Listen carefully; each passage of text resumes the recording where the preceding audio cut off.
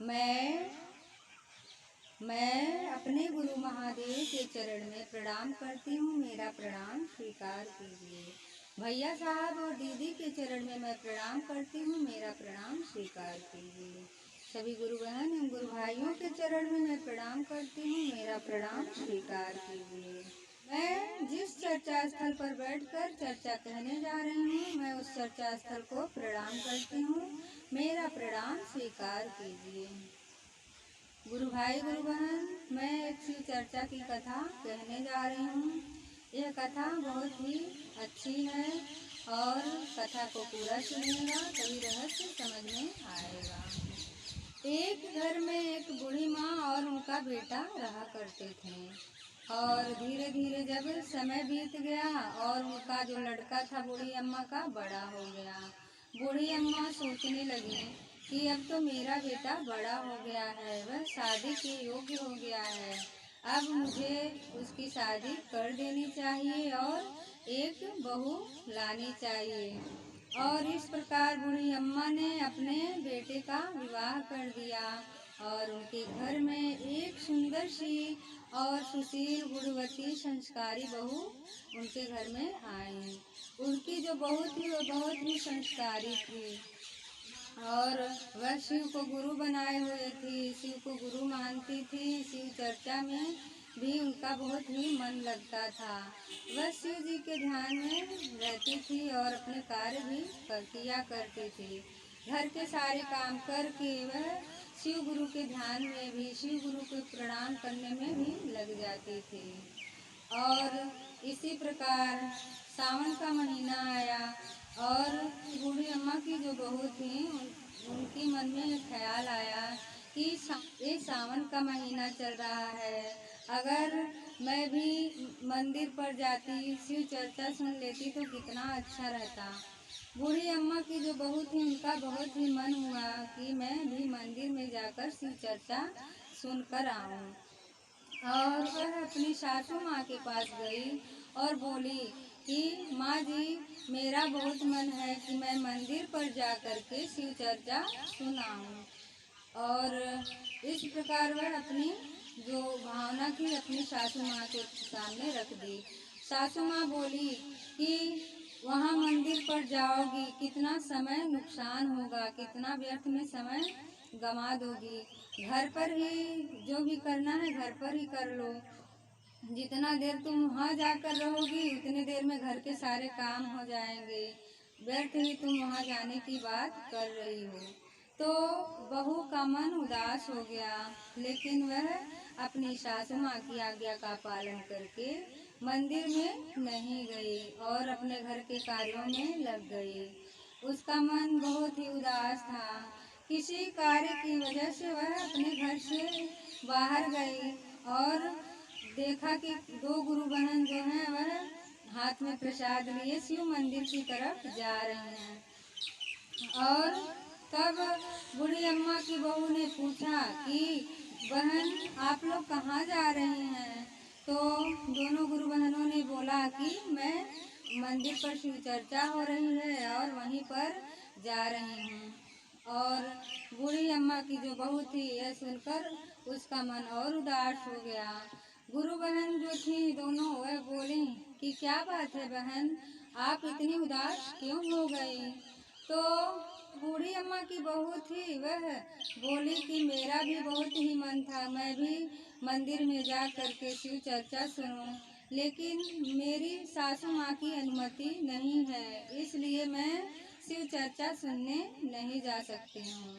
तो जो गुरु बहन थी कहीं कि क्या हुआ, तुम इस काम से आई हो, यहाँ तुम्हारा इतना टाइम तो लगता ही है, तो चलो थोड़ी देर मंदिर में आ कर के हम लोग चर्चा सुन लेंगे और तुम थोड़ी ही देर में चली आना।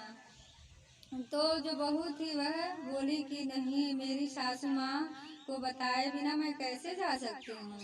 तो जो गुरु बहन लोग थी वह बोली कि क्या हो गया, अगर तुम किसी अच्छे कार्य के लिए थोड़ा सा झूठ ही बोल दोगी तो कोई बात थोड़ी ना हो जाएगी। तो वह गुरु बहन की बातों को मान ली बहू और बोली कि मेरे पास तो वहाँ ले जाने के लिए कुछ भी नहीं है, मैं चर्चा में कैसे जाऊँगी। तो जो दोनों गुरु बहन थी वह बोली कि चर्चा में तो तुमको भी पता है, अगर कुछ ले जाओ तो भी कोई बात नहीं, नहीं ले जाओगी तो भी कोई बात नहीं है। अगर लेकिन तुम्हारा कुछ मन है, आपका लेकिन अगर आपका मन है कि वहाँ आप कुछ ले जाना चाह रही हैं तो हमारा जो ये प्रसाद है इसी में से थोड़ा सा आप भी ले लो और वहाँ पर ले जा करके अर्पण कर देना।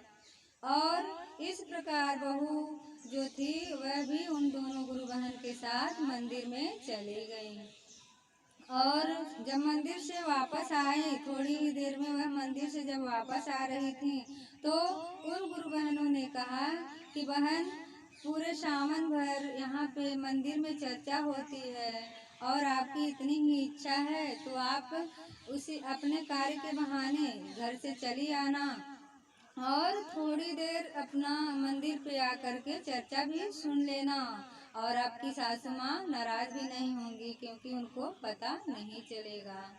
तो बहू अब रोज अपना कार्य के बहाने निकल जाती और थोड़ी देर जा कर के शिव चर्चा सुन आती, उन्हीं गुरु बहनों के साथ जाया करती थी और उन्हीं के प्रसाद वहाँ पे अर्पण कर देती थी।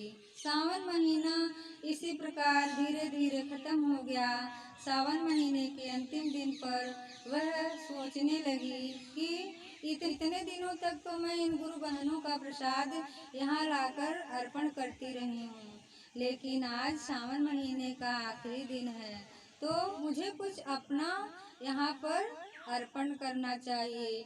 यह सोचकर जो बूढ़ी अम्मा की बहू थी वह अपने नाक की नथ को उतार करके और उसको धुल करके शिव मंदिर में अर्पण कर दिया और शिव चर्चा सुन करके वह घर वापस आ गई। घर जब वह वापस आई तो अपनी सासू माँ से अपनी जो है नज़र बचाते हुए इधर उधर अपना कार्य कर रही थी कि कहीं मेरी सासू माँ मुझको देखेंगी तो वह पूछ न ले कि तुम्हारे नाक की नथ कहाँ है। और इस प्रकार वह शाम तक अपने आप को अपनी सासू माँ की नज़र से बचाई रखी। जब सासू माँ की नज़र पड़ी तो उन्होंने देखा कि बहू के नाक की नथ तो उनके नाक में है ही नहीं, और इस प्रकार वह अपनी बहू से पूछने लगी कि बहू, तुम्हारे नाक की नथ कहाँ गायब हो गई। तो बहू ने कहा कि माँ, मैं अब तक जो कार्य की तो अब तक तो था, मैं बाहर भी गई थी तो वहाँ भी मेरे नाक की नथ थी, पता नहीं कहाँ गायब हो गई, मुझे नहीं पता है। तो सासू माँ बोली कि तुम कहाँ कहाँ गई थी, चलो हम लोग वहाँ पर जा करके तुम्हारे नाक की नथ खोजते हैं। तो बहू बोली कि माँ जी, मैं तो इन्हीं घर पे काम की थी और जब मैं बाहर गई थी तो मेरे नाक की नथ तो थी ही, मैं उपले थापने गई थी तो हो सकता वहीं गिरा हो। और इस प्रकार दोनों सास बहू गई जहाँ पर बहू ने उपले थापे थे, तो वहाँ पर जा कर के देखने लगी तो कहीं पे नथ नहीं गिरी थी। और इस प्रकार सासू ने कहा कि चलो उपलों को तोड़ के देखते हैं कि कहीं नथ इसमें ही तो नहीं है। और जब उन्होंने उपले तोड़े तो उस उपले में एक नथ निकली, बहू ने तोड़े तो उसके भी उपले में एक नथ निकली, दोनों के उपलों में एक एक नथ निकली। और सास ने कहा कि बहू देखो, तुम्हारी नथ इसी उपले में है, और बहू ने दिखाया कि माँ जी एक नथ तो इसमें भी है। इस प्रकार सासू माँ बोली कि ये क्या माजरा है, कुछ समझ में नहीं आया, ये क्या रहस्य है। तो और इस प्रकार जो है तो दूसरे उपले तोड़े, तीसरे उपले तोड़े, सास बहू ने जितने भी उपले थे सब तोड़े, सब में एक एक नथ निकलने लगा। सास ने कहा कि कुछ समझ में नहीं आया बहू, ये क्या रहस्य है। तब बहू ने अपनी सास माँ से माफ़ी मांगते हुए कहा कि माँ जी, मुझे माफ़ कर दीजिए, मैं जब बाहर कार्य करने के लिए निकलती थी तो मैं मंदिर पे भी जाया करती थी और वहाँ से चर्चा सुन के घर वापस आया करती थी। और जब बहू वहाँ मंदिर पे जाती तो वह शिव गुरु से यही कहती कि शिव गुरु मुझे माफ़ कर दीजिएगा, मैं अपनी सासू माँ से झूठ बोलकर यहाँ पर आती हूँ और मुझे माफ़ कर दीजिएगा। इस प्रकार वह शिव गुरु से माफ़ी भी मांगती और चर्चा सुना करती थी।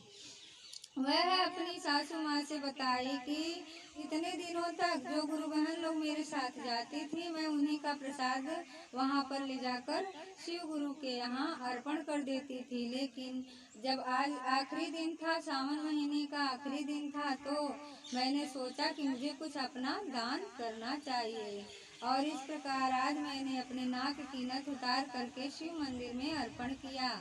फिर ये शिव गुरु हमसे खुश होकर के एक नथ के बदले आज इतने सारे नथ दिए हैं।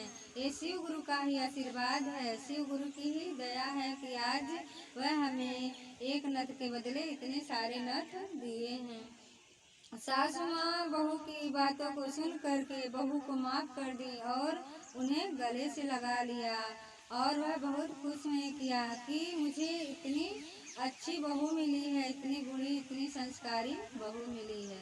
और सास बहू दोनों बहुत ही खुश हुए और शिव गुरु के आशीर्वाद से उनके यहाँ अन्न धन सब भर गया। उनके घर में उनके जो है बूढ़ी अम्मा का एक पोता भी हुआ और सभी लोग खुशी खुशी घर में जीवन यापन करने लगे। गुरु भाई गुरु बहन, अगर आप लोगों को मेरी ऐसी कथा अच्छी लगी हो तो मेरे वीडियो को लाइक कीजिए, शेयर कीजिए और मेरे चैनल को सब्सक्राइब कर लीजिएगा। कमेंट बॉक्स में हर हर महादेव, नमः शिवाय अवश्य लिखिएगा। धन्यवाद। नमः शिवाय।